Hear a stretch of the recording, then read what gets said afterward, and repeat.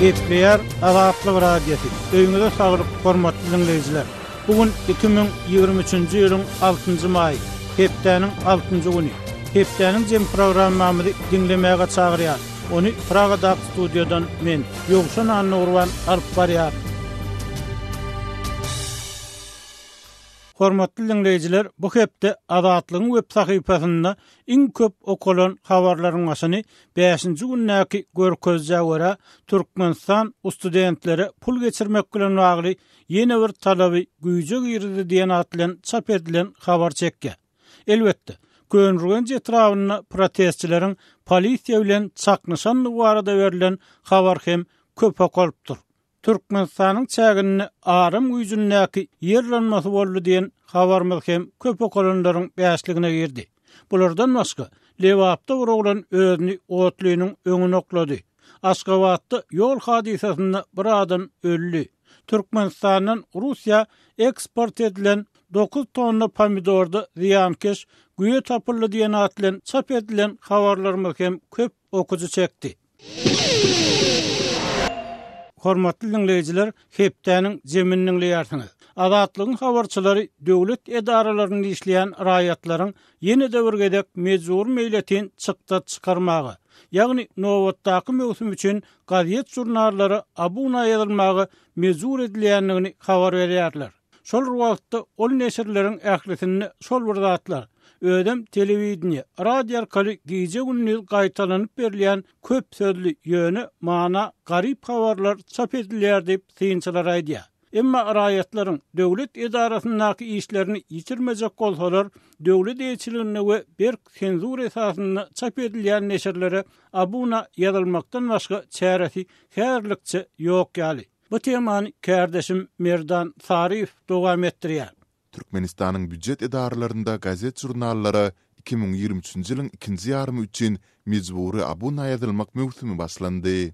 Häkimetler berk döwlet gözegçiligindäki nisirleriň hem online hem de kağıt görünüşlerine ýazylmagy talap edýärler.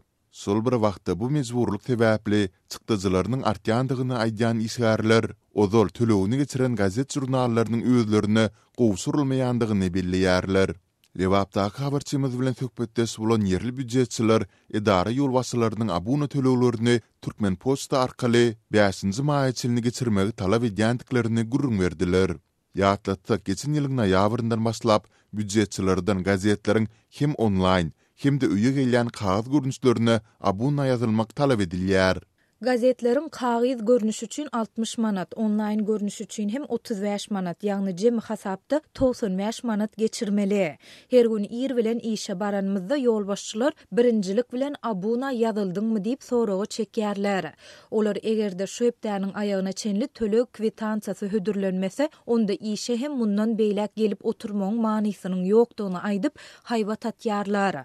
Diýip Türkmen awadyň döwlet edaralarynyň biriniň işgäri anonimlik şertinde habarçymyza gurrun berdi. Habarçymyzyň söhbetdeşleri degisli ýolbaşçylaryna suýlyň 1-nji ýarmy üçin abuna ýazylan gazetler jurnallarynyň hiç biriniň gelmändigini, özleriniň boş çykdyjylara galýandygyny düşündirjek boldular. İlatyň uly böleginiň ykdysady ýagdaýy onsuzam gaty agyr. Adamlar aýlykdan aýlyga çenli zordan gün görýärler.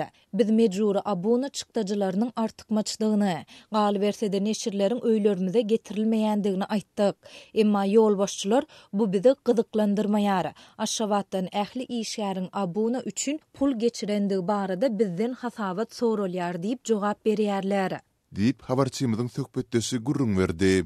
Sol bir wagtda ol ýerli gazet jurnallaryň mazmunynyň okuýjylarynda köplenç gyzyklanma döretmeýändigini, olarda aglawa sol bir habarlaryň çap edilýändigini sözüne goşdy.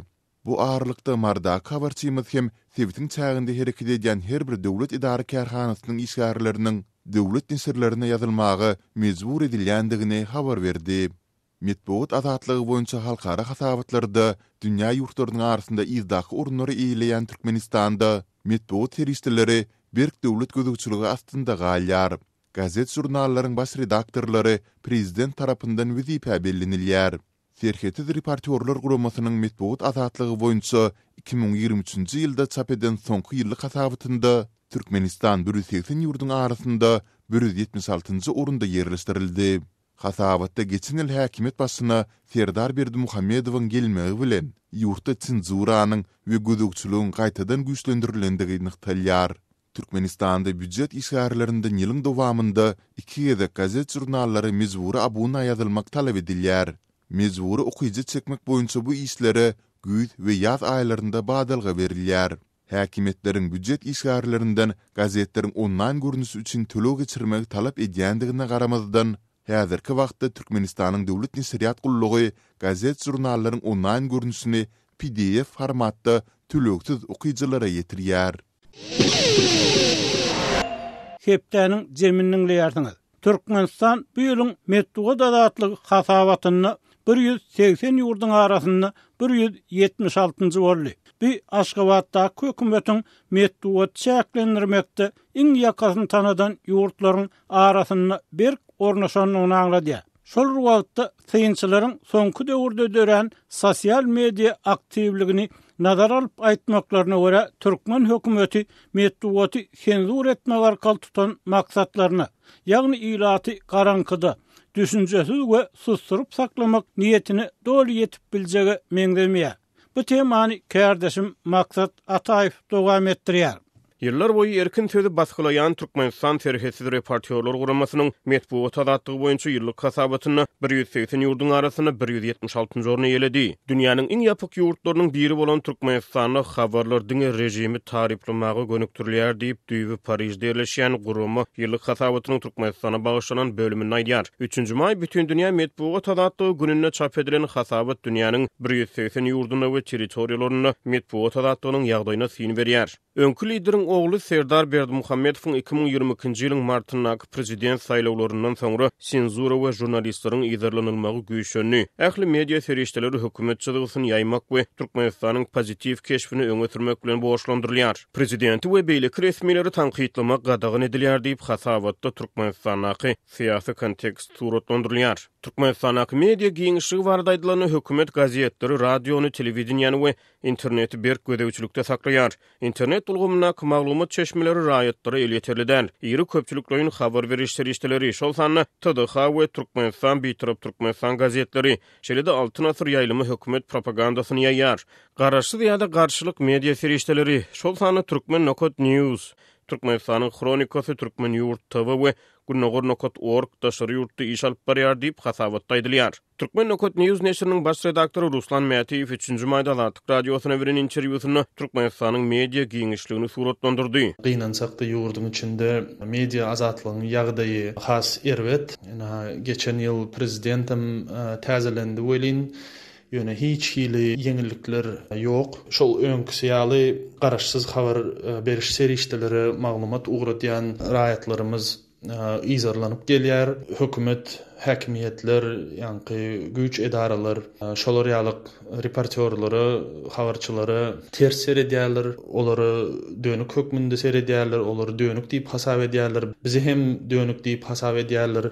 Deyip Türkmenistan marada garaşyl habarlary çap edýän Türkmen News neşriniň baş redaktory aýtdy. Jurnalistler häkimetleriň halamaýan maglumatyny çap etseler resmiler olary jinayet aýyplamalaryny ýönkemmäge ýaýdanmaýarlar diýip Serhessiz Reportörler Guramasynyň hasabatyny aýdylýar. Türkmenistanyň 3 ýyl töwereg mundan ozal tutsak edilen raýat jurnalisti Nurgeldi Halikow henizem gözenegiň aňyrsyna galýar. Mätiýew Azatlyk radiosy bilen gurulmuşlukda Halikowyň ykbalyny ünsiçekdi we onuň tutsaklyk şertleriniň agyrlaşdyrylmagyndan howatyr edilýändigini gurrun berdi. Halikow barada aýratyn gurrun etsem, ol hengizem ceza gawawhanasyny salynýar. Yani her sapar şoň ady biziň saýtymyzda ýa-da başga saýtynda şoň ady çyksa ýa-da şoň ýagdaýy barada bir maglumat habardyr çyksa, her sapar ýani ştrafnoý izolator ceza gawawhanasyny salynýar deyip jurnalist aýtdy. Onun sözlerine göre Türkmenistanyň Jinayet iş ýörüdüş kodeksine laýyklykda şeýle ceza çäreleri birnäçe gezek gaýtalansa, jurnalistiň türme şertleriniň agyrlaşmagyndan howatyr edilýär.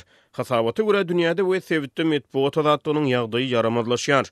Merkez ýurtlarynyň Kyrgyzstan metbuat adatlygyny 50 diş aşaklap 122-nji orna düşdi. Gazakystan 12 diş peselip 134-nji orna, Özbegistan 4 diş peselip 137-nji orna düşdi. Öňler Kyrgyzstan Merkez Aziýa Sewitine erkin metbuaty has az çäklendirýän ýurtlaryň hatyryna gelýärdi. Türkmenistan tas el mudamy metbuat adatdy hasabatyna soňky üçlügi girýärdi. Türkmen rejimi erkin metbuaty gysmakda köplenç Demirgaz Koreýa we Eritreýa bilen bäsleşýärdi. Ýöne bu sapar Türkmenistan we Eritreýa iza korunary Hytaýa we Vietnamy gapdyrdy. Soňky sanawda Demirgaz Koreýa 180-nji, Hytaý 179-njy we Vietnam 178-nji orny eledi. Hytaý sanawda propaganda maglumatlarynyň iň iri eksportçysy we dünýäniň iň ulus jurnalist tutsuk edici hökmüne häsiýetlendirilýär. Türkmenistanyň hökümetçi elektron neşirleri we döwlet media serişdeleri Serhesi reportýorlar guramasynyň metbuat adatlygy boýunça ýyllyk hasabaty barada habar bermeýärler. Gepleýär adatlyk radiosi. Hepdäniň jemininiň ýarsyňyz. Hormatly dinleýijiler, Türkmen metbuaty baradaky esasy gepleşigimize geçmezden Türkmenistanyny seyrek bolýan halk protestleri we nägilelik gülürýän adamlar bilen polisiýanyň arasynda bolan çaklaşyk barada habarmyzy hem gaýtalap eşitdirmegi makul bildik. Bu Türkmen raýatlarynyň inni öz hak hukuklaryny talap edip başlajakdygyny aňladýarmyýady, durmuşyň has agyrlaşýanlygyny aňladýar. Synçylar entek bu barada belli bir netije çykarardan irdigini öňe sürýärler. Temany kärdeşim Merdan Tarif dowam etdirýär. Geçen hepdäniň aýagynda Dasowyň könürgün çytrawynyň 2 tane daýhan birleşiginde diýişlilikde ardan bahadan satylýan subsidiýerlenen önümleriň eýýäm inçimi aýbary goýberilmeýändigine garşy protest geçirildi. Bu barada ilkinji bolup habar beren Türkmenistan Kronik Nesiriniň maglumatyna görä, nägilelik çäresinde 100den hem aşy ýaşaýjy gatnaşypdyr. Bu wakany tasdikletmegi basaran Azatlyň habarçysy protestçiler bilen sebite gelen polisiýanyň arasynda ýakylysyň bolandygyny, 15 töwerege adamyň hem saklanandygyny anyklady. 28 aprelde täze ýapdaýhan birleşiginiň häkimliginiň öňünde ýüze ýaşaýjy jemlenip, mart we aprel aýlarynyň hasabyna berilmedik azyk paýlarynyň satywy çykarylmagyny talap etdiler diýip Türkmenistanyň kronikasy 3-nji maýda habar berdi. Maglumata görä yerli ilat beýlik tewtleriň ýaşaýjylaryna paýok paýlarynyň eýýän berilendigini aýdyp, özleriniň hem aly tutulýandygyna nägile bolupdyr. Yerli häkimetler toplanan märekany köşüşdirip bilmeýändir, netijede ýagdaýlar has tartylanyp başlapdyr. Mundan 2 saat çemisi wagt soňra Sebitiň zaman daýhan birleşiginde hem 180 töweregi ýaşaýjy jemlenip, ýokarky talaplary öňe sürüp, könürgünje barýan ýoly petikledi. Nesir yeňil we ýükluglarynyň seýlede traktorlaryň köçäniň 2 tarapyny hem böwütlendigini ýazýar. Etrap merkezinden gelen polisiýa işgärleri, sol sany ýol gözükçilik gullugy adamlary sebiti terk etmegi boýunça razy edip bilmändir. Biz çağlarymyzy iýmitlendirip bilmeýäris. Hususiýetçilerden uny satyn almagy pulumuz ýok. Gözüňde tutulan un we ýağ paýyny beriň diýip Türkmenistanyň kronikasy protestçilerin gyýgyryny çygarlaryna getirdi.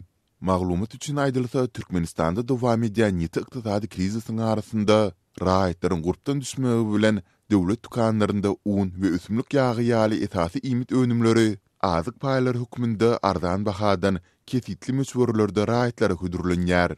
Emma häkimetler ýurdun aglaby tewitlerinde ilaty azyk paýlary sol sanda çörek bilen de kadaly üçin edip bilmeýär.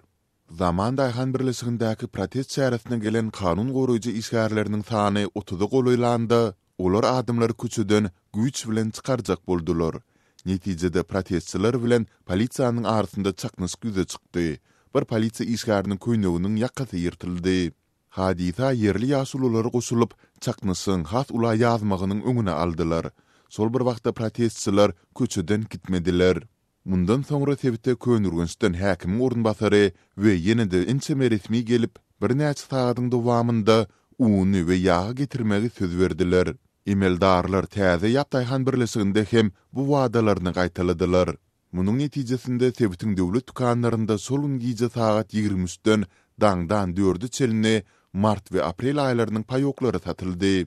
Resmiýetler şu aýyň azyk paýlarynyň hem 10-njy maýda satywy çykaryljakdygyny aýtdylar. Bu maglumat garaşsyz nesirde çykanyndan soňra Azatlyň ýurdun içindäki habarçylary sebitdäki çeşmelerine bu hadisany tasdiklatmagy başardylar. Habarçymyzyň 4-nji maýda beren maglumatyna görä, kanun goraýjy gulluklaryň işgärleri bilen ýakalaşykda 3 polisiýa işgärine şikayet etipdir. Şeýle-de 15 töweregi protestçi saklanypdyr. Olaryň soňky ykbaly näme bolmagynda galýar. Döwletiň berki uçurugyndaky media ýurdun Demirazyk welaýatyndaky soňky protest särisi barada adatça bolsa ýaly dymýar.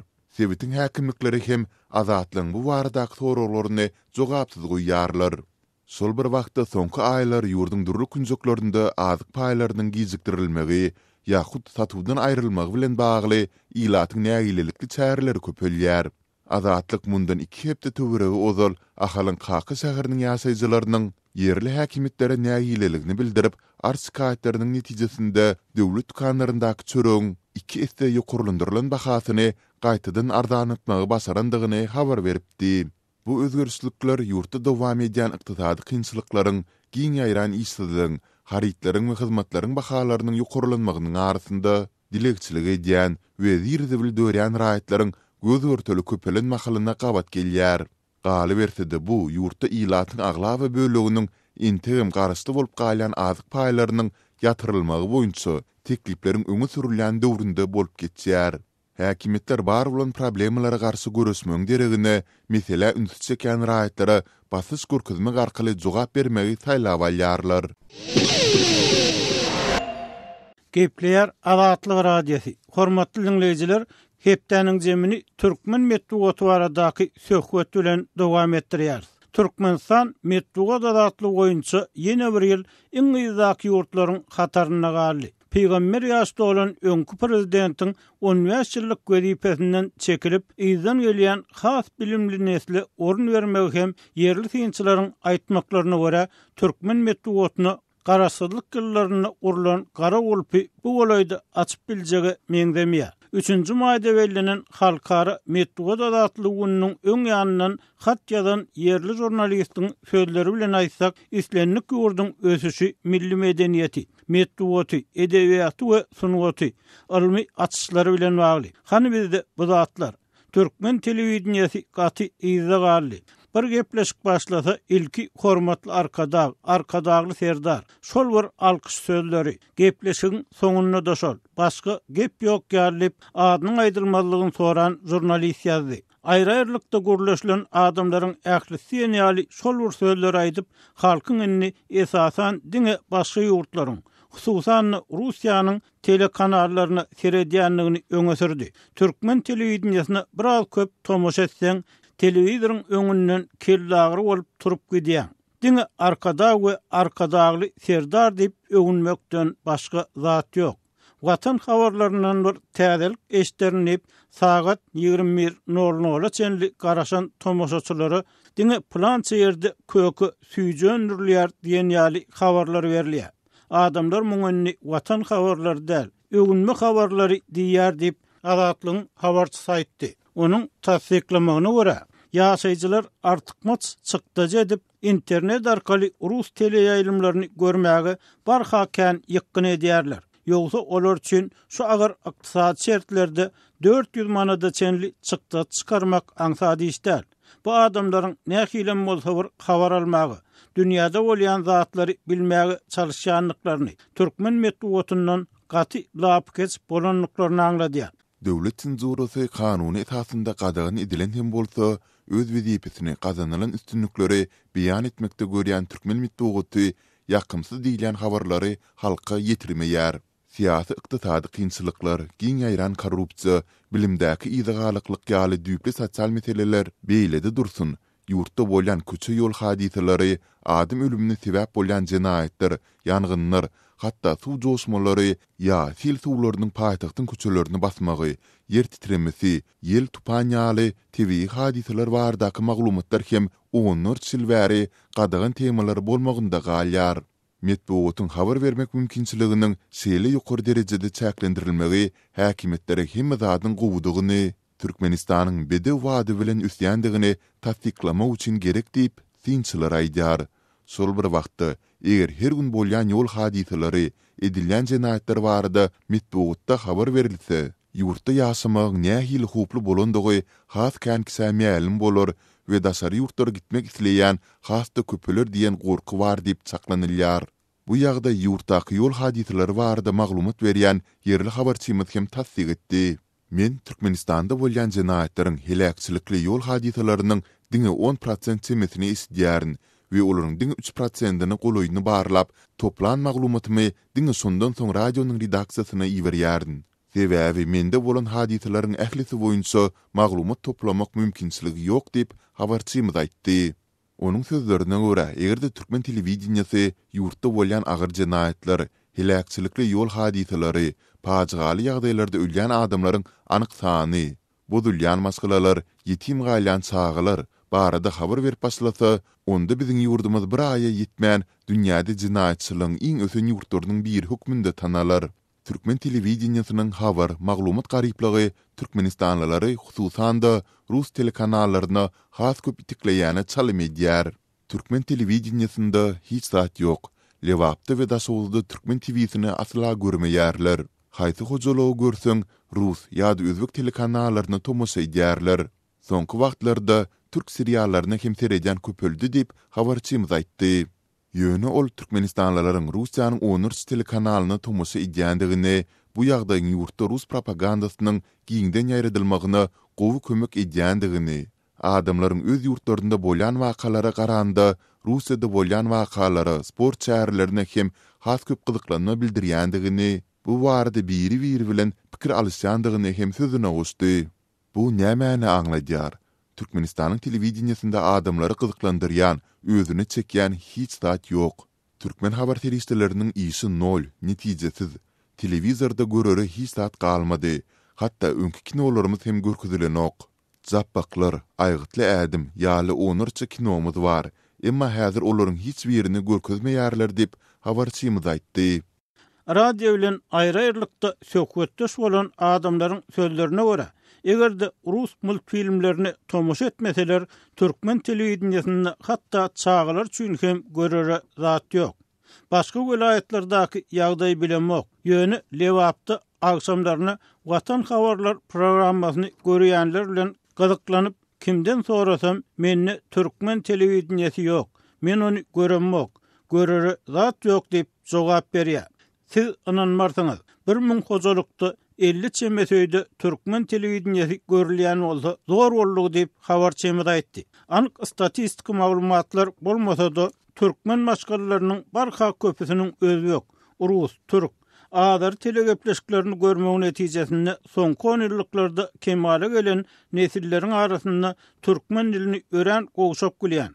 Başga dillerdäki sözler bilen kän garyp gepleýän adamlaryň barha köpelýändigi habar berilýär. Eger biraz ýyda çekilsek, Gurbanuly Berdimuhammedow 2007-nji ýylda häkimet başyna gelende Türkmenistandaky medeniýet, kitap, kino we oyun aşlygyny boyun aldygy bu ýagdaýy üýtgetmäge çagyrdy.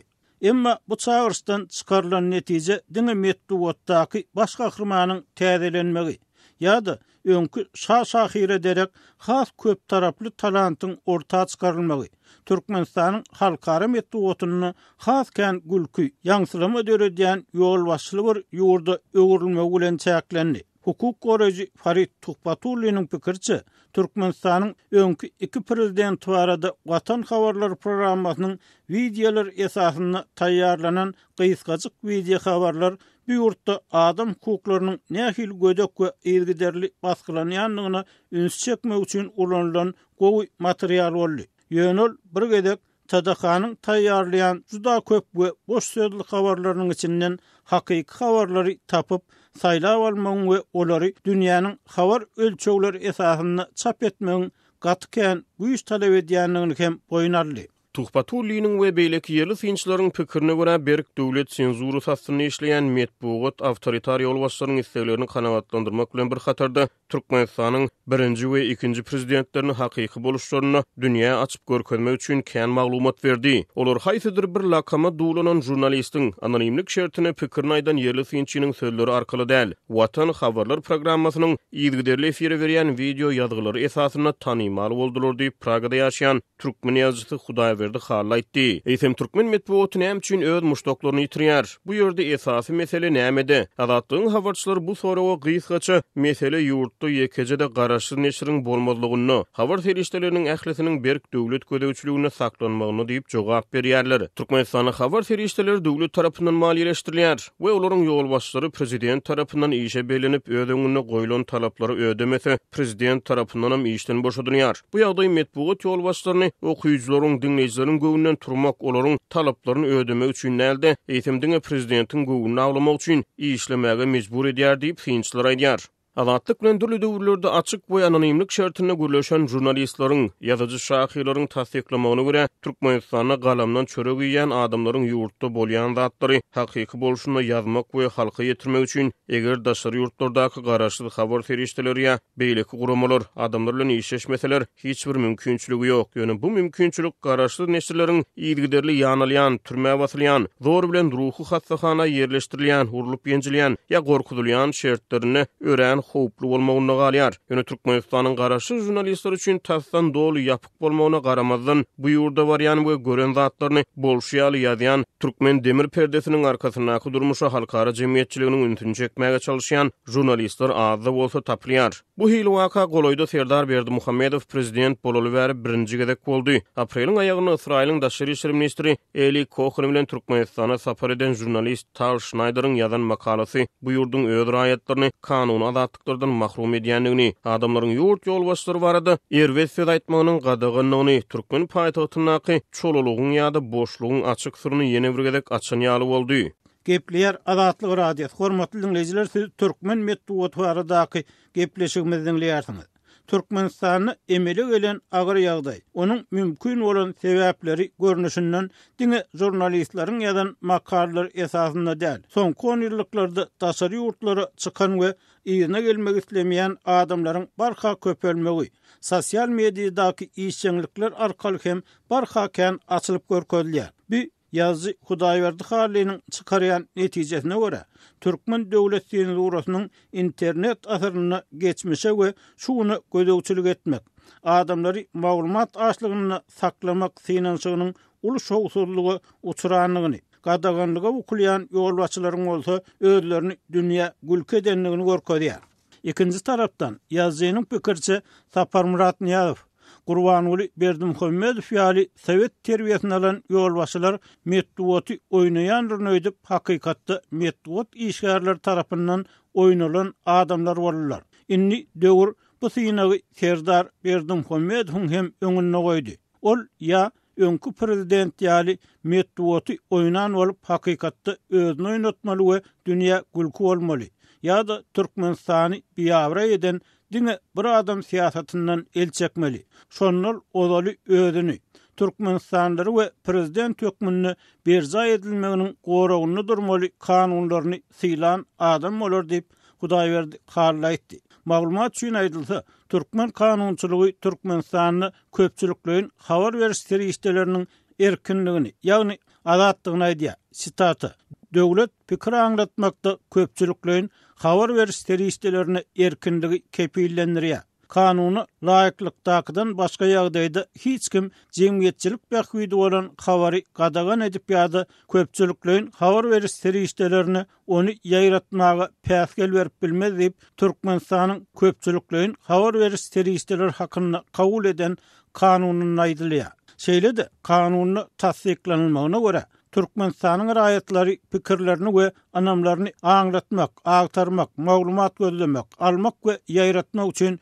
köpçülikliň habar beriş serişdeleriniň islenlik görnüşlerini peýdalanmak we döwlet edaralarynyň, jemgyýetçilik birleşikleriniň wezipeli adamlaryň iş hakyndaky maglumatlary köpçülikliň habar beriş serişdeleriniň üstü bilen almak hukuklaryna eýe bolup durýar. Bundan başga, gurrun edilýän kanun Türkmenistanyň 18 ýaşyna ýeten raýatlaryna ýa-da olaryň bileleşiklerine köpçülikliň habar beriş serişdesini döretmek hukugyny berýär. Emma hakykatda durmuş ýüzünde Türkmenistanyny öňkü Sowet ýurtlaryny mümkin bolan derejedäki medeniýet we söz azatlygy meýilleri ýurt garaşsyzlygynyň başga ýyllaryndan başlap gadaply repressiw çäreler, jurnalistleriň ýygyderli ýanylmagy bilen basylyp ýatyryldy diýip synçylar aýdýar. Hormatly dinleýijiler, eýsem Türkmen medeniýeti barada size nähili pikir garaýşlar bar. Bizi bu arada öz pikirlerinizi yazsanız, telefon edip aýtsaňyz sizden minnetdar bolarys. Hormatly dinleyijiler, şunun bilen hepdäniň jeminiň soňuna geldik. Gepleşiklerimizi dinläniňiz üçin köp sag bolun. Belki de has köp dinleýije ýetmek üçin onu paýlaşmagy, like goýmagy, öz pikirlerinizi komment, tesir görnüşünde ýazmagy hem haýyş edýär. Şeýle-de özüňizi gyzyklandyrýan temalar bardy, habar bermeňizi soraýar. Azatlygyň tolkunlaryndan aýrylmaň.